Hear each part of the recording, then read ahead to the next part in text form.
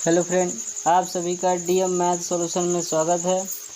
आज हम लेके आए हैं शीत युद्ध का अंत। हम इससे पहले भी वीडियो बना चुके हैं। शीत युद्ध की परिभाषा, अर्थ और उसके कारण और उसके परिणाम क्या क्या हुए थे। इसके बाद हम लेके आए हैं शीत युद्ध का अंत। जो भी इस चैनल पर नए होंगे वह हमारे चैनल पर जाके उस वीडियो को देख सकते हैं। आइए देखते हैं शीत युद्ध का किस प्रकार से अंत हुआ। क्यूबा संकट के बाद से ही महाशक्तियां खुले संघर्ष से बचने लगी थी।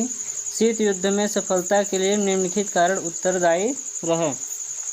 जब अमेरिका ने 17 अप्रैल 1961 को क्यूबा पर आक्रमण कर दिया, इस पर सोवियत संघ ने अमेरिका को धमकी दी। जब अमेरिका क्यूबा पर आक्रमण किया था, कब आक्रमण किया था? 17 अप्रैल 1961 को जब आक्रमण किया तो इस पर सोवियत संघ ने उसे धमकी दी कि यदि क्यूबा पर बहुत बड़ा आक्रमण यदि हुआ तो हम इस बात से चुप नहीं रहेंगे।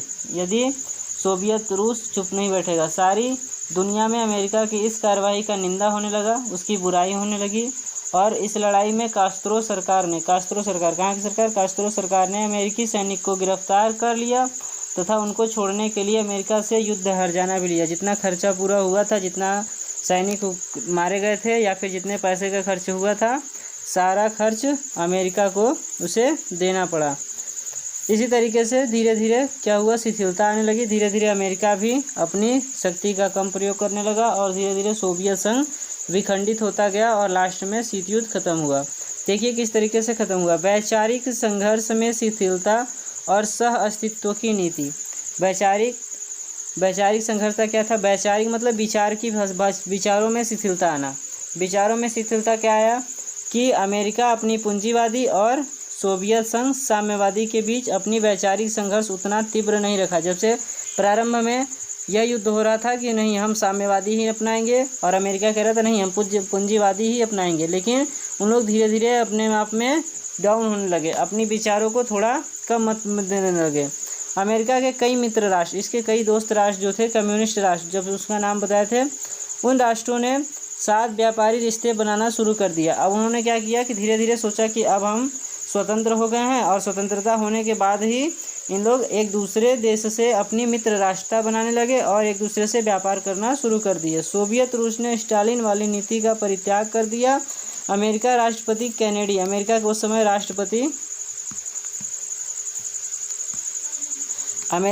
समय राष्ट्रपति कैनेडी और निक्सन तथा रूस के सर्वोच्च नेता खुश्चेव, रूस का सर्वोच्च सबसे ऊंचा नेता कौन था? खुश्चेव थे। और राष्ट्रपति वहाँ के कौन थे? कैनेडी। सर्वोच्च नेता खुश्चेव और अमेरिका के राष्ट्रपति कैनेडी ने आपसी मैत्री का मूल्य को समझा और सह अस्तित्व को नीति को आगे बढ़ाने दिया। उन्होंने अमेरिका और इधर से सोवियत संघ के खुश्चेव ने एक मित्र राष्ट्र की स्थापना करना शुरू कर दिया और एक दूसरे से व्यवहार बनाना शुरू कर दिया। और धीरे धीरे यह शिथिलता आने लगी और शीत युद्ध का धीरे धीरे अंत का पहला कारण था।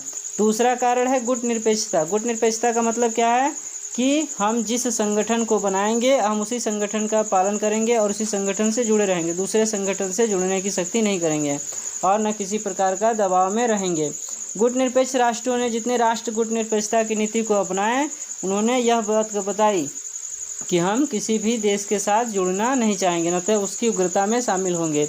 आंदोलन में यह शीत युद्ध की सबसे बड़ी कमी लाने का मूल्यवान भूमिका निभाई।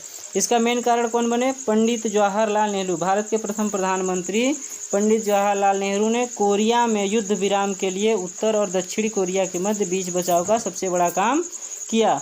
जब उत्तरी कोरिया ने दक्षिणी कोरिया पर आक्रमण कर दिया था तो उसी समय प्रधानमंत्री पंडित जवाहरलाल नेहरू गुट निरपेक्षता की नीति अपनाकर वह कहे कि हम किसी भी देश के साथ संगठन में शामिल नहीं होंगे और न किसी का व्यवहार का सम्मान देंगे। हम किसी भी संगठन से जुड़ना नहीं चाहते हैं, न तो किसी प्रकार का विरोध करना चाहते हैं। जो इस युद्ध में शामिल होता है वह हो और अपना खुद का बचाव करे।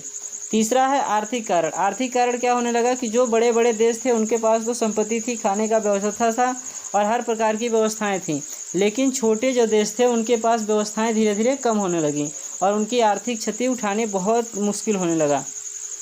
उधर रूसी नेता भी यह जानते थे कि यदि विकास तभी संभव है अब विकास कैसे होगा? विकास तभी होगा जब अपने पास धन होगा, और धन तो सबके पास खत्म धीरे धीरे हो रहा था, क्योंकि तुरंत द्वितीय विश्व युद्ध हुआ था।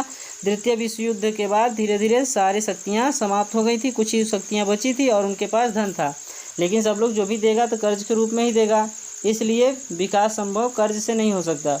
तब शास्त्रों में उत्पादन में पूंजी न झोंक कर सामाजिक आर्थिक विकास के लिए संसाधनों का इस्तेमाल किया जाने लगा। फिर क्या हुआ? अपना अपना सामाजिक आर्थिक विकास धीरे धीरे सभी लोग करने लगे और अपने आर्थिक कारण को मजबूत बनाने लगे। ये था तीसरा कारण। अब चौथा कारण क्या है? परमाणु हथियारों पर नियंत्रण। सबसे बड़ा कारण होता है किसी भी युद्ध का होने का परमाणु हथियार। यदि जिसके पास परमाणु हथियार होते हैं वह अपने आप को सबसे शक्तिशाली और सबसे महान समझता है। इस कारण परमाणु युद्ध से बचे रहने का यह विचार नाभिकीय निवारण तथा परमाणु अवरोधक कहलाता है। परमाणु युद्ध से बचे रहने का, परमाणु युद्ध मतलब क्या होता है? परमाणु बम का प्रयोग किया जाना या फिर किसी भी प्रकार का बम का प्रयोग किया जाना। लेकिन इसमें क्या हुआ कि इसमें यह हुआ कि नाभिकीय निवारण तथा परमाणु अवरोध। अवरोध का मतलब होता है रुकावट। इसमें रुकावट आया और दूसरे शब्दों में दिया गया कि कहीं मानव सभ्यता का विनाश न हो जाए। कौन सोचा ये बात? यह बात सोचा गया अमेरिका और सोवियत संघ। अमेरिका और सोवियत संघ, सबसे अधिक सोवियत संघ ने यह सोचा कि धीरे धीरे मानव सभ्यता का पूर्ण विनाश न हो जाए, इसलिए संसार को परमाणु युद्ध के खतरे से बचाता रहा। इसके बाद इस बचाते के कारण ही एक नियम, इसके बाद बैठक हुई और बैठक के बाद कुछ नियम लगाए गए। क्या नियम लगाए गए? 5 अगस्त 1963 को बैठक हुआ था। 5 अगस्त 1963 को ब्रिटेन, सोवियत, रूस और अमेरिका की समिति परमाणु संधि पर हस्ताक्षर किए। परमाणु संधि के लिए यह बैठक हुई थी कब? 5 अगस्त 1963 को, और यह संधि 10 अक्टूबर 1963 से लागू हो गई। 5 अगस्त से बैठक हुई और 10 अक्टूबर से माना गया कि यह लागू हो जाएगा। इसका नियम, इसका मतलब क्या था? इसका मतलब देखिए, अभी नीचे बताते हैं। 1968 में भी परमाणु अप्रसार संधि हुई। इस संधि में कहा गया कि परमाणु शस्त्र संपन्न राष्ट्र अमेरिका, रूस, ब्रिटेन, फ्रांस और चीन, इन सभी संपन्न राष्ट्र हैं। संपन्न राष्ट्र से उन्हें कहा जाता है जो किसी भी प्रकार से शक्ति से, चाहे आर्थिक, चाहे सामाजिक, धार्मिक, राजनीतिक प्रकार से, किसी भी प्रकार से उनको कमी न हो, उन्हें संपन्न राष्ट्र बोला जाता है। तो ये सब संपन्न राष्ट्र थे उस समय। परमाणु शस्त्र विभिन्न राष्ट्रों को परमाणु शस्त्र प्राप्त करने में किसी प्रकार का सहअस्तित्व नहीं करेंगे। अब 1991 में अमेरिका और सोवियत संघ ने रणनीति शस्त्र कटौती संधि, कौन सी संधि? रणनीति शस्त्र कटौती संधि, strategic arm reduction treaty start first पर हस्ताक्षर किए। इस संधि के बाद 1963 में स्टार्टर्ड सेकंड की समझौता सामने आई। इसमें क्या कहा गया? इसमें यह बात कही गई कि इन दोनों संधियों में यह कहा गया कि अमेरिका और रूस अपने परमाणु हथियारों के भंडार में भारी कटौती करेंगे। इनके पास जितने भी परमाणु हथियार हैं, जितने भी प्रकार की शक्तियां हैं, उन शक्तियों में धीरे धीरे कटौती करेंगे और परमाणु बम के निर्माण में सभी लोग अवरोध लगाएंगे और कोई भी किसी भी प्रकार की सहायता बम बनाने या किसी भी प्रकार की हथियार बनाने में सहयोग नहीं करेगा। 3 अक्टूबर 1990 को जर्मन वासियों की एकीकरण की इच्छा असलियत में बदल गई। यह वास्तव में निश्चित बदल गया। कब बदला? 3 अक्टूबर 1990 में। 15 जून 1991 में सोवियत संघ कितने खंडों में बटा था? 15 खंडों में बट चुका था उस समय, और सोवियत संघ पूर्ण तरीके से विनाश हो चुका। सोवियत संघ का मेन नाम अब बचा क्या? खाली फ्रांस, वहाँ मेन देश बचा था। 15 देश पूर्ण तरीके से विनाश में खत्म हो चुके थे। वह देश मतलब टुकड़े टुकड़े हो गए थे, 15 देशों में टुकड़ा हो गया उसका, और सोवियत संघ कमजोर देश बन चुका। पूर्वी तथा पश्चिमी बर्लिन की खींच खड़ी गई दीवार पहले ही ध्वस्त हो चुकी थी। दिसंबर 1991 में राष्ट्रपति ग्रुप वासियों ने सोवियत संघ के विघटन की घोषणा की। इसके साथ ही 2 विश्व का अंत हो गया। जैसे ही सोवियत संघ का विघटन पूर्ण हो गया, 15 देशों में विघटन हुआ, वैसे ही सोवियत संघ जो दूसरी महाशक्ति बनी थी वह दूसरी महाशक्ति पूर्ण तरीके से खत्म हो चुकी और बचा संयुक्त राज्य अमेरिका विश्व की एकमात्र महाशक्ति रह गई और यह एक ध्रुवीयता बन गया और संयुक्त राज्य अमेरिका विश्व की एकमात्र महाशक्ति ही रह गया। इसी से क्या हुआ? शीत युद्ध का धीरे धीरे अंत हो गया और सभी देश अपने आप में एक अस्त्र शक्ति का प्रयोग करना बंद कर दिए। यही था शीत युद्ध का अंत।